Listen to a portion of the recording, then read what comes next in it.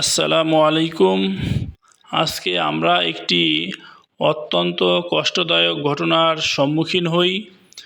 Train দুর্ঘটনায় ছাগলের ছোট বাচ্চাটি মারাত্মকভাবে আহত হয়।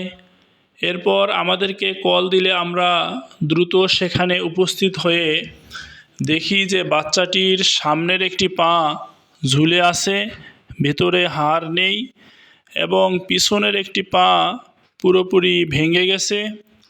এরপর বাচ্চাটির জীবন বাঁচানোর জন্য আমাদের বাধ্য হয়ে বাচ্চাটির সামনের একটি পা কেটে ফেলতে হয়। এরপর সঠিকভাবে সেলাই ও ব্যান্ডেজ করে দেই এবং পিছনের পা প্লাস্টার করে দেই ও প্রয়োজনীয় চিকিৎসা প্রদান করি। তো কাজের শুরুতে আমরা অ্যানেস্থেসিয়া করে নেই এবং প্রত্যেকটি কাজ অত্যন্ত যত্ন সহকারে করি, যাতে বাচ্চাটির কষ্ট কম হয় এবং সুস্থ হওয়ার সম্ভাবনা সর্বোচ্চ হয়। তো চিকিৎসা শেষে আলহামদুলিল্লাহ বাচ্চাটি স্বাভাবিকভাবে মাথা উঁচু করে বসতে পারছে।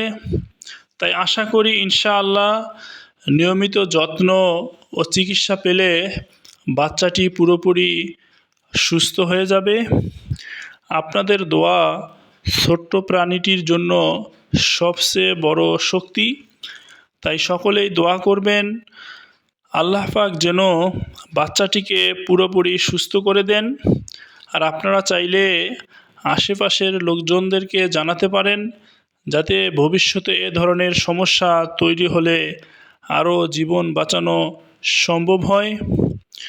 দোয়া ও শেয়ার করবেন, এটাই আমাদের সবচেয়ে বড় অনুপ্রেরণা। আর জরুরি প্রাণী সেবা পেতে আমাদের সাথে আপনারা যোগাযোগ করতে পারেন। আসসালামু আলাইকুম।